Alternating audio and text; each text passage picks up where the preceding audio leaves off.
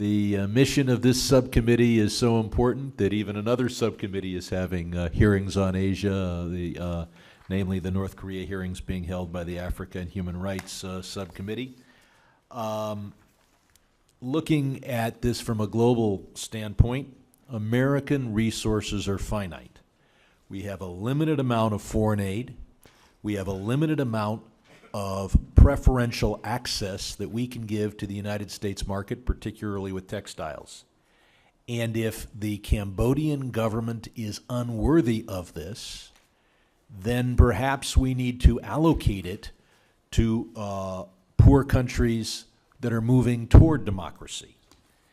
In the past 2 decades, the United States has invested hundreds of millions of dollars in Cambodia to help it on the road to recovery and to rebuild after the costly civil war. The international community has joined us in efforts to rebuild the country and move toward democracy. In addition to what we list as the expenses, that's special access to American markets.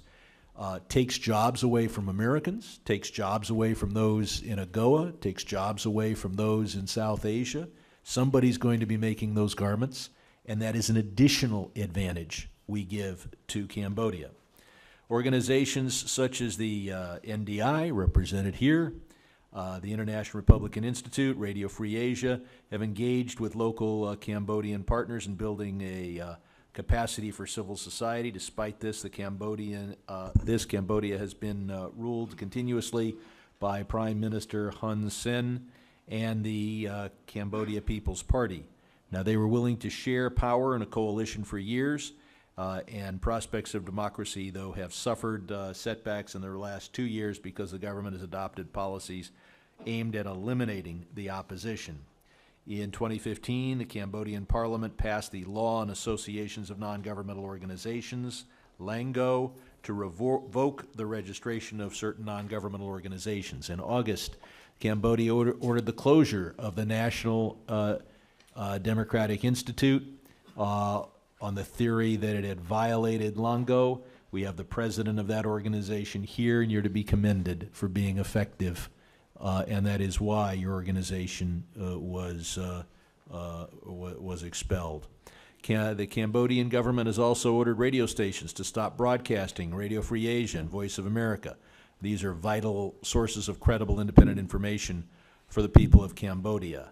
Kem Sokha, the leader of the opposition Cambodian National Rescue Party, was arrested just a few months ago on September 3rd and charged with treason and with conspiring with the United States government to overthrow the government of Cambodia.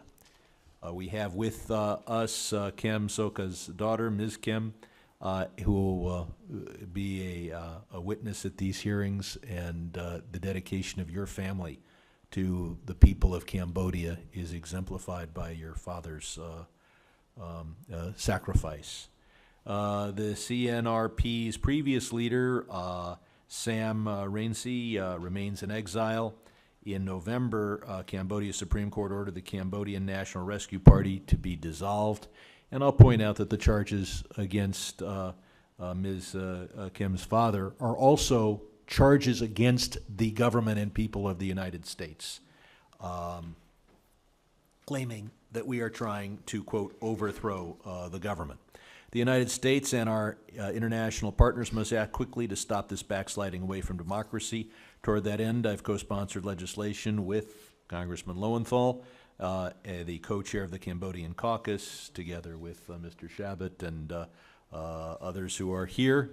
Our bill supports the decision announced by the Secretary of State on December 6th to restrict entry to the United States for individuals involved in undermining democracy in Cambodia, and it urges the executive branch to consider placing all senior Cambodian government officials implicated in the crackdown on democracy on the list of specially designated nationals so they are subject to travel restrictions and freezes. We don't want to hurt the Cambodian people. We don't want to disrupt our investment in Cambodian society. But we do need to reevaluate our foreign aid and our special access.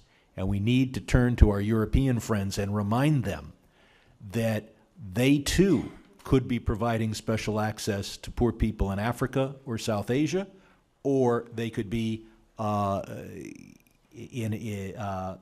working with a government in Cambodia that is increasingly authoritarian.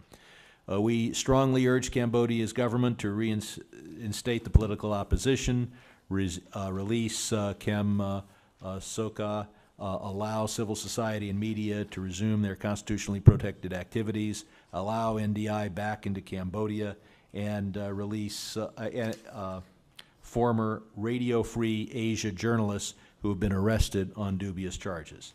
If the Cambodian government does not take these steps and does not bring Cambodia on the path to genuine democracy, it's hard to see how the United States and our international partners could accept the legitimacy of next year's elections or continue the economic aid and concessionary trade that so many other people in countries that are moving to democracy have asked to be directed in their direction. I yield back.